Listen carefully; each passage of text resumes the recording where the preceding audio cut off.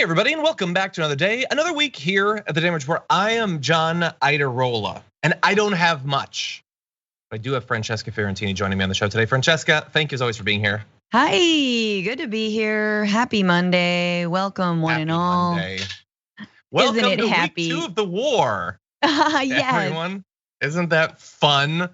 But anyway, we are of course going to be talking about that. We're gonna give you, we should really have a segment for this. There's so much coming out every single day about it. We are gonna try to make sure that you know about all of the most important bits of news. And then we're gonna move on to the right-wing attempt to make sure that you come out of this conflict believing that it is the fault of the woke that it occurred.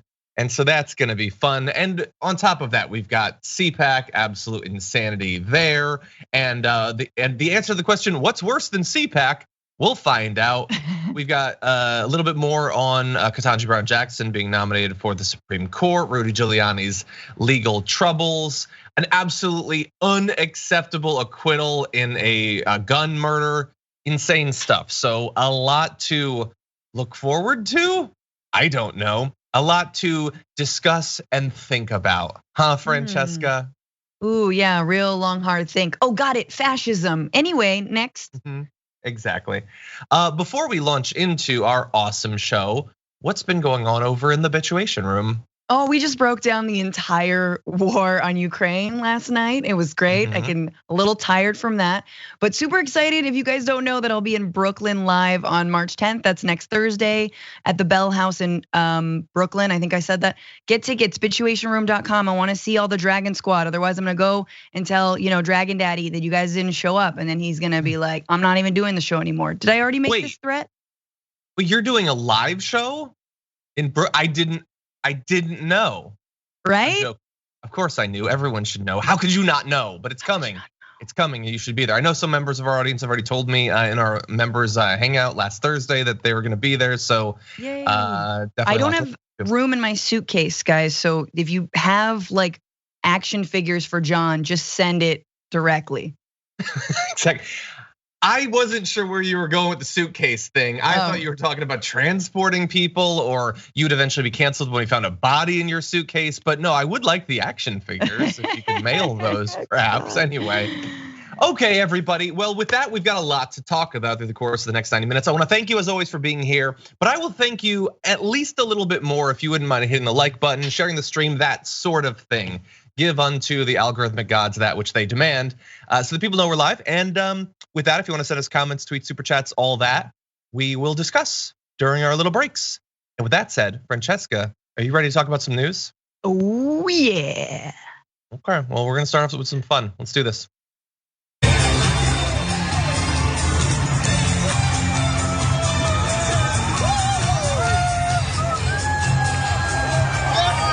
Okay, now we're having fun. With that video, two things are true. One, CPAC's back, and two, the supply chain issues haven't yet hit the Molly supply. But anyway, there's some crazy dancing going on. And with CPAC, the big gathering of the kookiest conservatives in the country, that means a few things, including celebrity appearances, assuming you define that word a little bit broadly. So we've got Kevin Sorbo wearing a jacket lined with his tweets. Oh God. I guess that's a thing that you can get done. Presumably not all the tweets from January 6th where he was talking about how it was obviously Antifa. And that came a couple hours after his yes, it's being done before, oh God, it's being done. So he was there. You had celebrities like Tulsi Gabbard saying that she felt right at home amongst the worst conservatives ever. By the way, quick update on our challenge to her to go into the enemy's den, but deliver a progressive message. She didn't. She claimed that special counsel John Durham's probe of the investigation into Russia's involvement in the 2016 election. She hailed parents who have fought back against school boards, who she said threatened how they were, quote, raising their kids. She propped up the idea of cancel culture for those who tried to criticize the current administration. It was pretty much what all of the other speeches there were. So not sure what the added benefit of having a Democrat there was. But anyway, it was all that and more, Francesca. And we're gonna get into some crazy video in a second. But what do you think? You excited for CPAC season? I would rather be stuck in Coachella, like at golden hour, surrounded by a bunch of tweens trying to take selfies, high on whatever the hell euphoria is hawking them, and like get COVID, than ever set a foot. Like, I don't even want to be near Orlando, honestly. I don't want to be near that. Like, look, I recognize that white boy dance, okay? I used to be into jam bands, all right? It's a moment that I've since deleted from my Wikipedia of my own history. So I've seen how white men dance when they believe themselves to be unencumbered. That's that arm movement. They take up a lot of space. The Jimmy arm. Tulsi, it's incredible that she took the time after, out of pleading with her benefactor, Putin, to knock it off. Knock it off. You've made your point, Mr. Putin. I don't know if you guys saw that video of her asking Putin to stop the war. I did not. Good stuff. Real good material. Anyway, yeah. It turns out the only thing worse than a group of white guys not feeling comfortable dancing is sometimes when they do feel comfortable. Sometimes your shame, strategic, honestly. Anyway, but you didn't come to CPAC for the sorbos or the sorbets. You came for the crazy speeches, and we have some of that. So first, here is the man of the weekend. That is Donald Trump talking in absolutely insane terms about the ongoing war. Yesterday, reporters asked me if I thought President Putin was smart. I said, of course he's smart, to which I was greeted with, oh, that's such a terrible thing to say. I'd like to tell the truth. Yes, he's smart. The NATO nations, and indeed the world, as he looks over what's happening strategically with no repercussions or threats whatsoever, they're not so smart. They're looking the opposite of smart. If you take over Ukraine, we're going to sanction you, they say. Sanction? Well, that's a pretty weak statement. Putin is saying, oh, they're going to sanction me. They sanctioned me for the last 25 years. You mean I can take over a whole country and they're going to sanction me? You mean they're not going to blow us to pieces, at least psychologically? The problem is not that Putin is smart, which of course he's smart, but the real problem is that our leaders are dumb. Okay, I want to give some credit to the audience there. They were obviously clearly very bored during that low energy, insane, repeated Putin is smart speech there. But finally they got to the end of the line and they recognized that they're supposed to clap there, so they did. So Putin smart, all of us very dumb. Guy invaded our country, super cool, great idea, very strategic, much strategy. Us, not so great. And obviously sanctions aren't enough. I mean, look, Francesca, that's kind of objectively true. They didn't stop him from going in. But what was that thing about, so we're not gonna blow him to smithereens? I mean, at least psychologically, what would that be? Like, did he see a meme about something blowing someone's mind and he thinks it's like a new Pentagon technology? God, yeah. I love Trump's I'm reading voice because he talks like it is a story that he's a little bit obliged to read, but he's tired and he has to read it to a 5-year-old. They won't go to sleep. Now he's going to sleep. Like, it's so obvious that he's reading something. And like, someone wrote that down. Someone wrote, it's not Putin who's smart. Of course he's smart. It's that our leaders are dumb. Hell yeah, A+. Like, but the one thing that the right keeps on saying is this would have never happened if Trump, were president. Would have never happened. Like, one, you might be right, because they had Trump wrapped around their finger. And when it came to like slowly watching NATO decay, like Trump was super on board with that. Trump was honestly playing more strongman with NATO allies than he was with Russia, to be straight up. So they didn't actually need him to, they didn't need anything from him because they had him from jump. Secondly, if they did invade, which I'm pretty sure they still would have invaded, he would have just been like, well, it's your fault, Ukraine, you're weak. I don't know if we've got all the weapons for you. We'll see. It's always fun to watch, sad to watch brothers fight, but also fun. Like that would have been his attitude. He would have hung him out to dry. There would have been no sanctions at all. Maybe we'll have weapons. Let's see what you can dig up on Buttigieg. Yeah. Anyway, but look, my overall response would be the same as it has been for about 2 weeks. They keep saying it would be different if X, if Trump was in, if Biden was Trump. Okay, so what would they have done differently? Not sanctions, again, not sanctions, because Trump is mocking the very idea of sanctions. And then he says blowing them to smithereens, but then implies that he was talking about some sort of psychological warfare. So again, it's all what he would suck in the gut, puff out his chest, and be an alpha that no one could stand. What would he actually do? Nobody has an answer to that. Nobody has an answer. Like, he would have just put the squeeze even harder on Zelensky to get Hunter Biden info. Again, and that would have saved them all. Well, look, he was asked about Zelensky, so here is that. Zelensky, and he's not abandoning his people. He's staying and taking up arms with his countrymen. If you were in a similar situation as president, would you take up arms like Zelensky? Well, you never know about bravery. Some people think they're brave and they're not brave, and other people don't think of themselves as very brave and they step up. You never know until you get tested. Okay. At least in this case, he doesn't do what he did after the Marjorie Stoneman Douglas shooting, where he implies that he would have ran in to save everyone. He sort of like wishy-washy, but come on, I don't know who asked the question, Francesca. But if you're a conservative, you're watching this, you already know there's not a chance in hell that he would pick up anything other than possibly a Big Mac. He ain't running in, he ain't, and most wouldn't. That's not even really a criticism of him. But nobody thinks that he would be doing what Zelensky's doing. Come on. Of course not, and he knows it as well. That was a really funny line. He's a comic. People love him because he is so crass and disrespectful and openly like, well, I'd love to fight alongside with you. In fact, I encouraged you to fight on January 6th, and then I ran and hid. We know what he would do, and he relishes in the fact that he would hang people out to dry. So yeah, if you have any shred of doubt as to whether Trump would ever fight alongside you in whatever war or defense of whatever cause, which I'm assuming is a white nationalist one, he won't at all.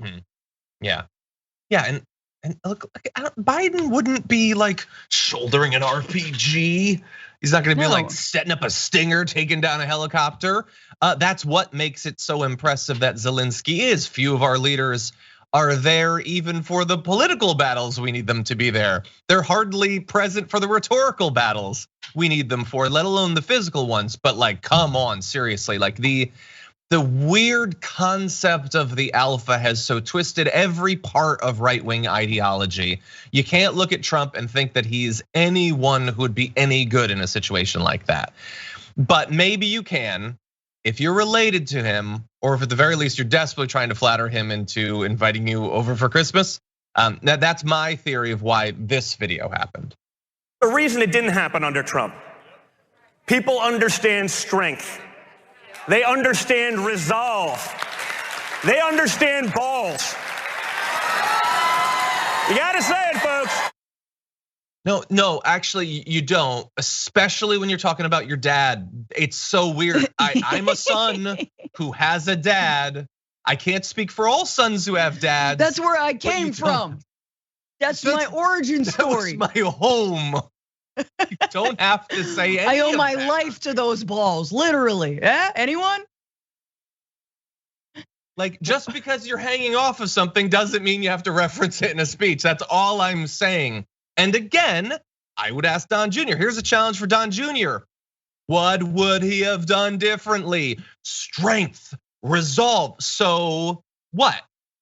Sending in tanks, shooting down planes. Exactly how would this supposed strength manifest? Will one person on the right have the aforementioned balls to actually say what it is that you're weaselly hinting at? Because he doesn't want to stand on the stage and say we'd be carpet bombing Moscow. Clearly he doesn't want to say that, but they have to pretend that they are in opposition to Biden, even if in practice they would be doing the exact same thing. Yeah, remember when he stood up to Putin in Helsinki and said, "Don't hack our elections again"? That was bad. That was resolve. Don't do that again.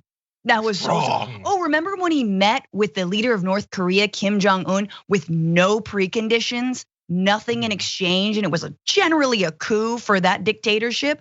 Oh, so much strength. Incredible amounts of strength. This guy, remember when he danced with a sword in Saudi Arabia and put his hand on an orb, and then when they killed an American journalist, he just looked the other way? So much strength. And look, Joe Biden should be doing a lot better with an ally, supposed ally like Saudi Arabia, but you are an idiot if you think that Trump was in any way strong. He was strong in that he was a strong man, meaning he's nothing but his own personal ego, and he can get played like a fiddle from everyone around the world. He's not representing his country, he's representing his own small-minded interests, and that's the easiest person to have wrapped around your finger. Yeah, great point. And by the way, overall, to the idea that like they're all saying like there was no war under Trump. What are you talking about? The US was involved in multiple wars the entire time, and as you said, allowed devastating wars to occur without even attempting to use diplomacy, let alone sanctions or anything else to stop it. So it's just totally ahistoric, and you don't even have to go that far back into history. Katie the Bookworm Keaton says, the only way I survive Mondays, Fran and John. Oh. Thank you. Yeah, I like all of the hosts that we have on, but I love our recurring hosts. You can say it. Having you to start off the week, having this Brett is a safe space. Just say that you love Mondays the most. It's the greatest day. It's the only day. I like it less than I did a minute ago.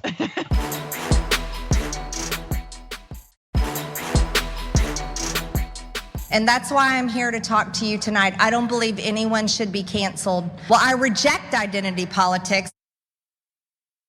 Okay, so she rejects identity politics. Marjorie Greene does. Here's the thing, at AFPAC, they don't, because they are very much practicing identity politics of the white variety. That is what they are there for. And if that isn't clear from the fact that just a couple of weeks ago, Nick Fuentes on a live stream said the full-on N-word and then said, oops, it slipped out.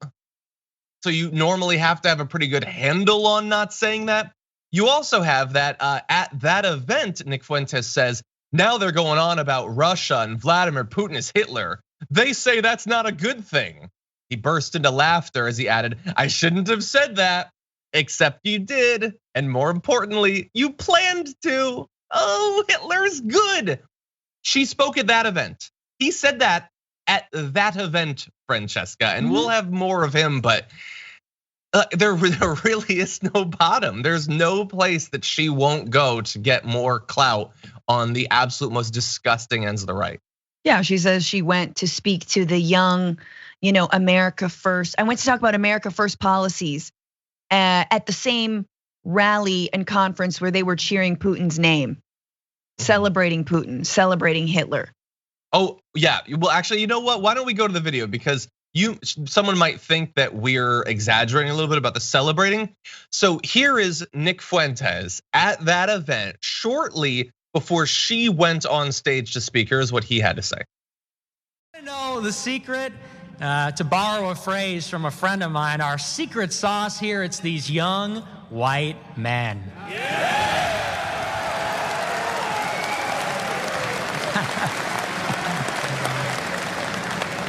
That's what we call the secret ingredient. America and the world has forgotten about them, but not us. They say about America, they say diversity is our strength, And I look at China and I look at Russia, can we give a round of applause for Russia? Yes.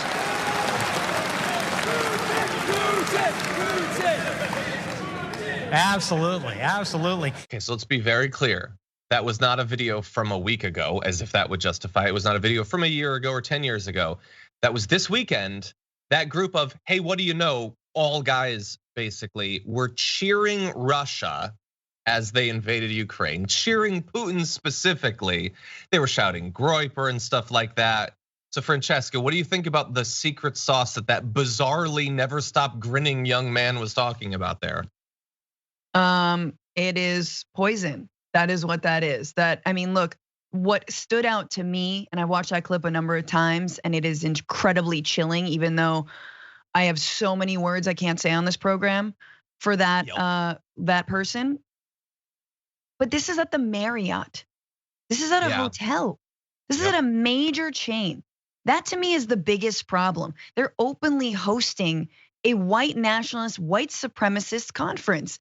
You don't get to do that. And yes, hell yes, I believe in deplatforming. Hell yes, I believe in shaming corporations to say, and these are the same corporations, right? That turn around and try to like, oh, Black History Month. Oh, and we're so excited. Let's tell our Black stories and let's put all these, faces of color on our ads. No, man, the Marriott is hosting white nationalists who are cheering the young white men and cheering on Putin. Like, I'm sorry, that's not okay. Like, and if you think, this is so funny to me, the idea that in this country, the left has anything comparable to the movement of white nationalists that the right has is insane. That Antifa, a small, unorganized, sort of ad hoc, protest-only non-organization that like gathers like a black bloc that gathers and sort of like stands up to white supremacists or whatever, like whatever, all the militant ways that they act, but still they're not getting conferences in a Marriott. So like we have nothing on the other side that could be even the most radical defund the police, Black Lives Matter activist that doesn't believe in the prison industrial complex. That person probably went to school and like wrote a book about that, and it's pretty couth and has TED Talks like Michelle Alexander. You know what I mean? Like that's who I'm talking about. So it's just amazing that we've been convinced that there's two sides in this country to the so-called extremism when there is one side, and we need to get wise to that soon.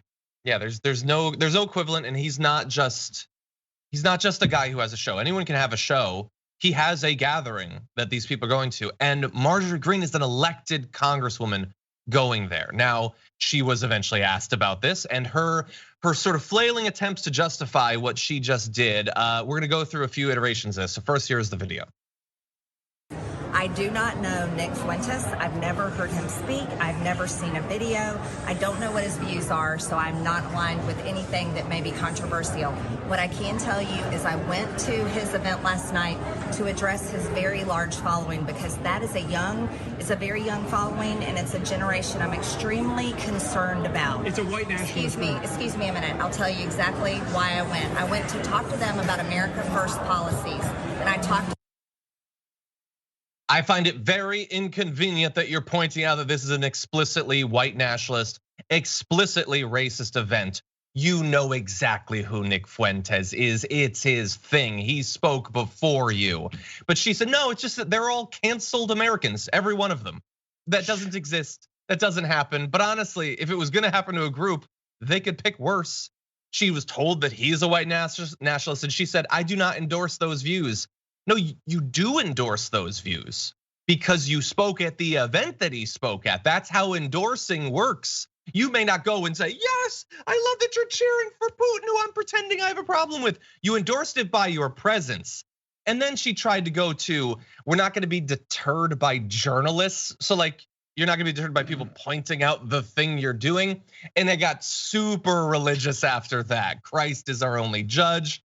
The Republicans criticizing her are the Pharisees.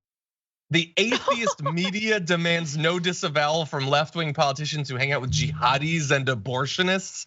So, okay, yeah, hide behind, they've been canceled, I'm not gonna cancel them. Hide behind, it's all atheists attacking me. You're with an explicitly racist group. That's what you're doing, and it's on the right to decide, the GOP, the elected representatives, to decide if they stand with her. And so far, they totally do. Final comment? No, I double down on what you just said, John. By the way, Nick Fuentes has been verified on Truth Social. Ooh. So that's not gonna get him in any trouble or anything like that.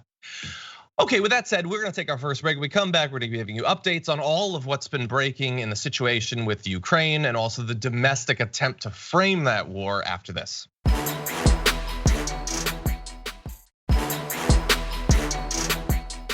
Okay, everybody, prepare yourself. Francesca, are you prepared? Yes. It's about to get serious, as we will see. Let's talk about this. I want to get you all caught up on the situation in Ukraine. It is very much a situation of good news and bad news, although by no means balanced. The good news is that Belarus has hosted the first face-to-face talks between Russian and Ukrainian officials since the invasion began. And the UN General Assembly is meeting to discuss the invasion of Ukraine. Obviously, the UN Security Council was unable to do anything about this. I don't know why the General Assembly would be more capable, but perhaps, and some sort of negotiations are ongoing. So that is a good thing. There is, however, also some bad news, including that over the weekend, Russian President Vladimir Putin ordered the defense minister and the chief of the military to put his nuclear deterrent forces in a quote, special regime of combat duty, which basically means they're at least implying they're more prepared to deploy nuclear weapons. So that's exciting. Related news, Belarus has also voted on constitutional reforms that would allow Russian nukes to be placed in their country. Can only imagine the amount of pressure that was put on them for that sort of thing. The US in response also closed its embassy in Belarus. We'll see how long that lasts for. And then you have weird news like the fact that according to the Times of London, hundreds of Russian mercenaries were deployed into Ukraine specifically to hunt down President Zelensky. They're part of the Wagner group of militaries, a private army owned by one of the oligarchs. I know that does seem bizarre. Remember, we have Eric Prince and stuff like that. So it's a thing, it's terrible. And there's a lot more that we'll get into, Francesca, but a little bit of hope perhaps that diplomacy can still work, especially because as we'll get into, the economic ramifications for Russia have been significant. But what are your thoughts about the current state as we launch into the second week? Yeah, quick correction. You did say Iraq right off the top, a little Freudian fun slip. Yeah, it was. Apologies. No, it's all good. I know you meant Ukraine, of course. Sorry, I'm effectively Biden at this point. Anyway, yeah. Okay, let's continue. Yeah. No, I mean, who's to say, right? I think even experts on Ukraine and Russia have been wrong on this. Even people in the inner circle of Putin have been wrong on this. They didn't think he was going to attack with such ferocity, wasn't necessarily going to go for the capital of Kyiv. But the guy's lost. He's gone. He is fully nuts. I don't think he is a honest actor or partner. So we will see what happens with these diplomatic talks. My fear is that they are somehow a trap, a la, it's a trap guy, Squid, Calamari, Sergeant, whatever. The point is. Thank you for attempting to be part of my world, but continue. He's got a fun Sergeant Calamari name. Everyone's gonna correct me, but yeah. It's Admiral Akbar. Yes. Okay, thank you. I think this is not funny. We're starting off the week on our best. This is very serious. It's messed up. It is upsetting. We need to laugh whenever we can because this is so volatile. Last thing I'll say is it is concerning that Russia would even say something about nukes at all because of course Ukraine doesn't have nukes. In fact, Ukraine forced to give up nukes in 1994 under the Budapest Agreement that basically said, Russia, hey, don't invade us and we will give up our nukes. That was all good. All above board. Then that was violated in 2014 when Russia invaded Crimea, effectively took it over. So here we are in this moment, and I'm someone who believes in intense and not unilateral, universal nuclear non-proliferation. In fact, a ramping down, a destruction, a no more nukes for anybody world. But here you have this double standard of Ukraine giving up nukes, and now Russia invades, and Ukraine can't even pull out the apocalypse card. Not that any country should, but here we have Putin saying, oh, I'm pulling out the apocalypse card. I said nukes. I said anti-nukes, but I'm the one that has them. He knows no other country is gonna strike first. No, definitely not. But then every couple days, there's another implication, a threat of that. So yeah, needlessly, again, ramping up the the already record high tensions. I do want to give you a little bit more information about the negotiations we talked about earlier. First of all, they took place basically at the same time that Ukrainian officials are accusing Russian forces of launching a barrage of rockets on a residential neighborhood in Kharkiv, killing dozens of civilians. So yet more pressure to bring this to as quick a close as possible, because they do appear to be targeting civilians. So Putin and Macron apparently spoke for an hour and a half earlier today. Putin is saying a deal is only possible if Russia's legitimate security interests are unconditionally taken into account. That sounds vague, but it includes things like recognition of Russian sovereignty over Crimea. Again, it seems it's fairly unrelated, but they're going to try to get out of it what they can. Demilitarization and denazification of the Ukrainian state is a continuation of their insane, ridiculous propagandistic claims. The presence of radicals inside of a country does not mean that the entire regime is composed of those radicals. And by the way, for the people who have, in the American context, gleefully picked this up and are spreading that Russian talking point, do they get that that's the exact same pretext for invasions that the US has used in the Middle East for the last 2 decades? Oh, you've got some radicals, we get to invade now. Do they not get that that's what they're doing? Anyway, also ensuring its neutral status. So what they're effectively calling for is not only not allowing Ukraine into NATO, possibly significantly curtailing or removing their military, and also clearly not allowing the ongoing regime of Volodymyr Zelensky. So that means probably in effect putting in some sort of puppet regime. We'll see. If it saves tons of lives, they might be willing to make that deal. But that is the current state of the negotiations, apparently, that are ongoing throughout this morning. I mean, I don't see Ukraine going for a regime change, like a willing regime change. But again, we shall see. It depends how bad this continues to get.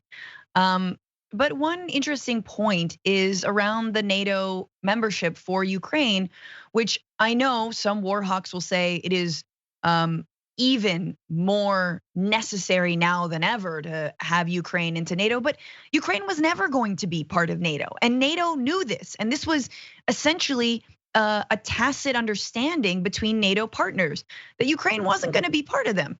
And they've never actually articulated that openly and said that publicly, either to the world and especially to Russia, or to Russia in front of the world, that yeah, no, NATO, Ukraine's not going to be part of NATO. So I mean, it is, for me, with all of this stuff, it is very difficult as someone who does not believe that war is the answer, does not believe that continuing to build up troops and weapons and missiles and spending $700 billion of US money every single year on those bases and wars and buildups, I don't believe in any of that. But what's the way out, right? And I actually don't think that more war is the way out of this. We do have to think and really somehow stick to not our guns, but our peace doves about like real diplomacy. And the fact is the United States has had a hand in undermining so much of that diplomacy over the last 30 years, as has Russia. So no actor is truly coming to this in good faith, but definitely not Putin. And I don't want to lose sight of the fact that we got to center the Ukrainian people. The Ukrainian people, they're suffering, what they're calling for, what they're asking for. And interestingly, there's been some good writing and some calls from the Ukrainian people to the American left and to the Western, so-called Western left, about truly understanding just how grave this is, even if we don't believe in, US imperialism. If you're against imperialism, you're against imperialism no matter who carries it out.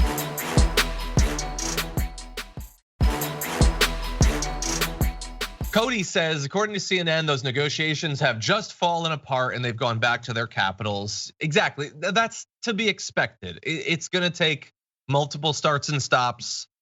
Hopefully they can get there, because there's a lot on the line. So who is to blame for the situation in Ukraine? Well, perhaps you, if you're woke. That's what I found out on Twitter, according to elected Representative Clay Higgins, who said, "You millennial leftists who never lived one day under nuclear threat can now reflect under your woke sky. You made quite a non-binary fuss to save the world from intercontinental ballistic tweets. Now, it took me a bit to come to grips with that because the first time I read it, I passed out and I woke up with blood streaming from my nose. The second time, I assumed that that's gotta be like an AI thing. They fed a bunch of right-wing insanity into it, and that's what it spit out. No, apparently that's Clay Higgins. That's what he thinks. AOC tweeted, "I've sat on a committee with this guy for years. He talks like this every day." Wow, nice in the production staff. They got that tweet. I put it in super late. Anyway, yeah, no. He thinks he's making a good point. It's a woke sky, which will now have ICBMs because all of you had your critical race theories that combined with your Dr. Seuss's. I don't know. Ken Klippenstein said in response, "I think this is how new languages begin or new cults." I'm not sure. Talia Levin says the sky is gay. I love it. James says, "Old man yells at rainbow." And here is the thing. This one tweet is perhaps the most insane of the "you guys are too woke, so you've put us in a situation" things, but this genre is robust. Matt Walsh has tweeted, "My huge fear right now is that our military hasn't had enough diversity training to prepare them for this moment." You get it, he's being sarcastic. Have we recruited enough lesbians? Are our armed forces sufficiently trans inclusive? Have they confronted their white privilege? Do they know enough about systemic racism? These are the questions that haunt us all. Billionaires, give me my money. Am I not being a good boy? Is Ted Cruz turned on by their recruitment videos? Yes or no? Exactly. What sort of shoes is the M&M wearing? Anyway, these are the things that matter. Ben Shapiro said that the West is focused on expanding its national debt and exploding the gender binary. You can, as a nation, of course, we must admit, only tackle one thing at a certain time. Wendy Rogers decided to focus on the fact that the West is trying to deplatform and debank Russia. That's, in her words, just as wrong as invading Ukraine. She's a politician in Arizona supported by Donald Trump and also a big supporter of Donald Trump. Now, to be fair, she has also said recently that the EU is New World Order tyranny and Germany's attempt to rebuild the Third Reich. So that's something, Francesca. But yeah, they really do. Wendy Rogers hit the shard real hard on a Sunday. Let's be honest. She also doesn't know how to like thread her tweets. So you just got to go to her profile. It got bad. It was Zelensky is a globalist, i.e. Zelensky's Jewish. He's paid by Soros. It was cray. But I do want to push back on something that the little dorklet Ben Shapiro said, which is exploding the gender binary. I think exploding the gender binary actually would stop wars. I'm just gonna put that out there. I think if people were comfortable and free to live and love and be who they are, yeah, I do think we would have less wars. Coming at me. I also think that if more women were in leadership positions, yeah, there'd be less wars. Actually, statistically, women in diplomacy reach more compromise. Women in positions of power, not Wendy Rogers. Don't come at me with the Margaret Thatcher. You had Margaret Thatcher. Honey, you had everybody, okay? All you can come at me is Margaret Thatcher. Okay, very cute. Sit down when you've got 7,000 more Margaret Thatchers, okay? Yeah. Just sick of war. I'm sick of all these. Yeah, sick of it and just sick of them using the vague concept of that from their point of view of what is woke as an argument that everything that is bad because of that, everything that is good if we get rid of that. At a time when, of course, the country doing the invasion is Russia, which has been absolutely terrible to its own LGBTQ community, and activists in Ukraine are incredibly worried about what will happen to them if Russia takes over this country. It is just so obviously. It's so bad faith that like my vocabulary can't actually encapsulate it. The idea that this is what you'd focus on, and then you can add in things like Tucker Carlson talking Friday night about pregnant service women ruining the U.S. military and stuff like that. No, you ask yourself if this is the room that you want to be in. John, one last thing on that, like super fast. Where are the white men? Where are all the white men who should be recruited to fight? Oh, sorry, they're at the AFPAC cheering Putin. That's what they're doing. Yeah, what's up with that? Are they woke because they're on the wrong side and yet they believe all the things that Matt Walsh wants them to believe? It's weird. Anyway, really fast, let's jump into this. I get that we're all very shocked by what's going on a daily basis in Ukraine and hate what Russia is doing. That said, I don't think it's too much to ask that we think a little bit before we speak about this and don't advance sort of inherently and I think fairly obviously racist ideas of what sort of people deserve what's happening to them, deserve justice, deserve recognition. Let's jump into this video. Now with the Russians marching in, it's changed the calculus entirely. Tens of thousands of people have tried to flee the city. There will be many more. People are hiding out in bomb shelters. But this isn't a place, with all due respect, like Iraq or Afghanistan that has seen conflict raging for decades. This is a relatively civilized, relatively European, I have to choose those words carefully too, city where you wouldn't expect that or hope that it's going to happen. So it's partly human nature, but they are not in denial. Okay, he said that he was going to choose his words carefully. I would argue he missed the mark there. And look, the choice to use the word civilized, the choice to frame it as, well, there are some people that they're used to this sort of thing. It's been going on for so long, but like this, you have people talking about, like, I hate seeing people with blonde hair and blue eyes experience, like literally that sort of thing, Francesca. And that's the last thing that we need right now, considering what's going on, the stakes, the damage that's being done on a daily basis. Yeah, it is upsetting. I mean, you see the open racism of the right when it comes to their spin on this war and Western civilization in the form of Putin. But then you see the racism of mainstream media and you see the racism of the center and you see the sort of the baseline racism that we generally all live with. And I've thought about this a lot, and I think we think about, okay, they could have chosen their words more carefully, obviously, but let's be honest, who does the news? 9 times out of 10, it's white people, and especially when they're foreign correspondents. All right, and that's why, it is so important to have representation in news media. It is crucial, especially in foreign wars, to have people who've maybe lived through it, people who are refugees. I mean, I think of like Ilhan Omar being, having to leave Somalia. Like, it does matter when you have people who have these lived experiences, who can openly naturally humanize all people, no matter what color their skin is. And it's such a big tell that media organizations in the year 2022 have not diversified, don't care about getting local reporters, local knowledge when it comes to this kind of stuff. And so, yeah, it's incredibly racist but it's also very systemic for our problem of reporting generally. Finally, just because you live in a hut and you survive on $3 a day, do you have any less right to life? No.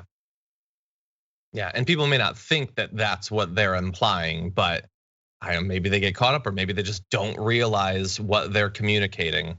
We gotta be better. We gotta be better. Sorry, I don't mean to encourage people to be woke. I know that's what got us into this and everything, but people deserve respect. Let's try to show it. Okay, with that, we're gonna take our second break. When we come back, let's check in on Rudy Giuliani and see how he's doing. We'll do that after this.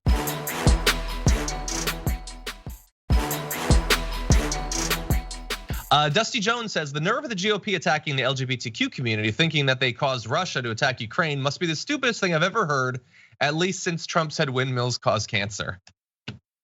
Maybe dumber, maybe. Because they could, why not? Energy does have bad health effects, just not that particular health effect. Tara Shabinko has been a member for 9 months, so celebrating the beginning of my birthday week on a fantastic Monday with John and Fran. Thank you. Thanks for spending it with us, and happy birthday.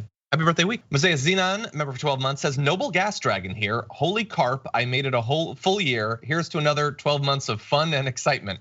I don't know if that's sarcastic, but I appreciate it. And we do have some fun.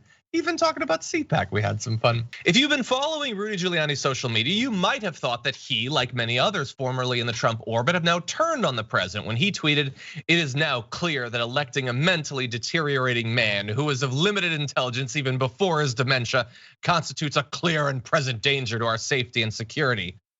But then he just went back to criticizing Biden. So I think he's still with Trump. I think that was actually about a Biden thing. I don't think he gets what he's saying there. But he has his own worries, actually. The involvement that he had with the multifaceted legal strategy that was designed to stop the results of the 2020 election from going through, being valid.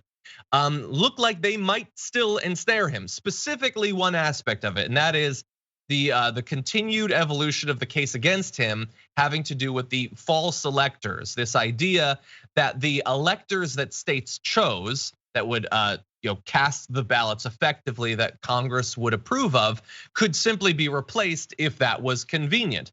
That is under growing scrutiny by both federal and state investigators as one of the avenues that Trump, Giuliani, and other allies deployed in their aggressive drive to subvert the election.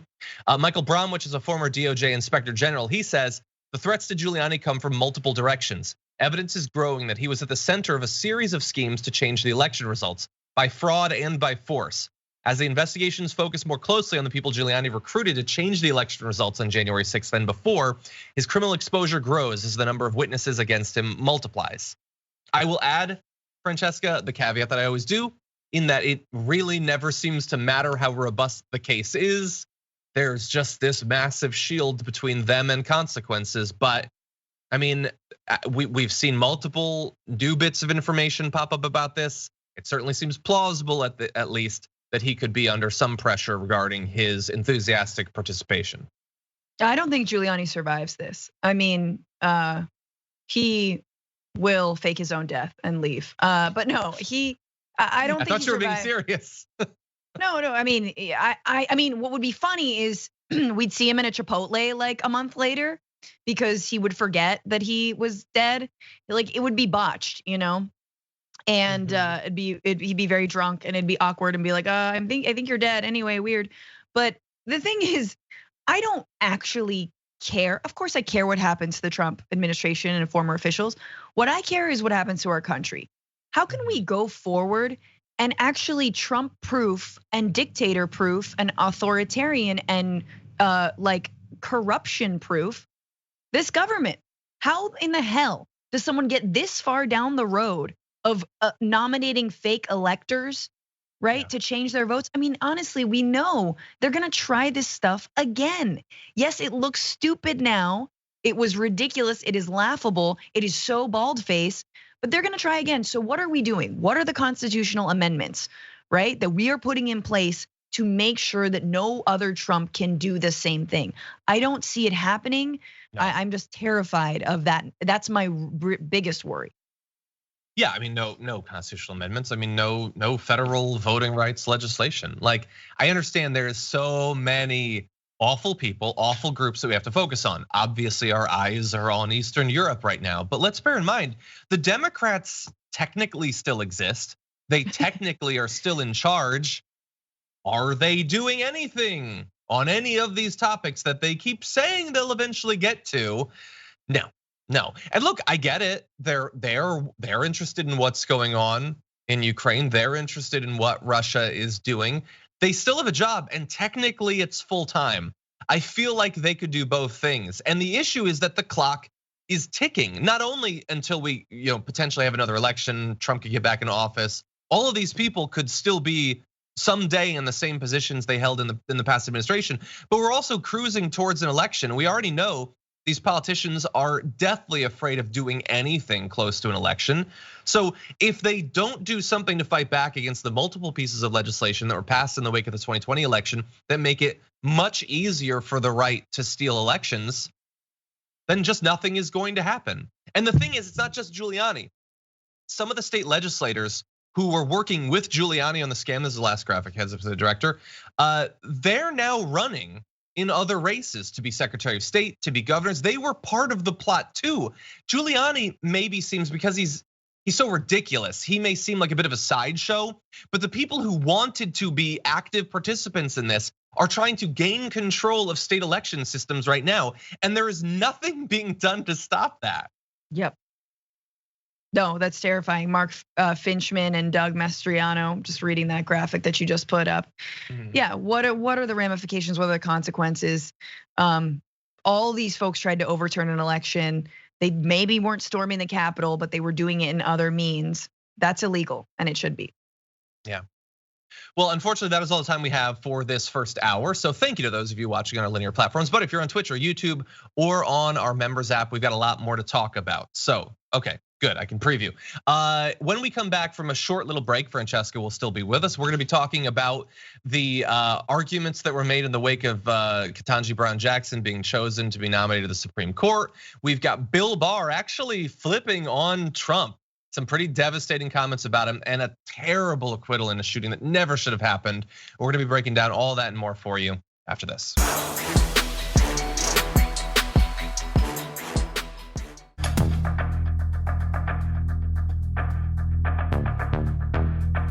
Thanks for listening to the full episode of The Damage Report. Support our work, listen ad-free, access members-only bonus content, and more by subscribing to Apple Podcasts at apple.co/TYT. I'm your host, John Adarola. I'll see you soon.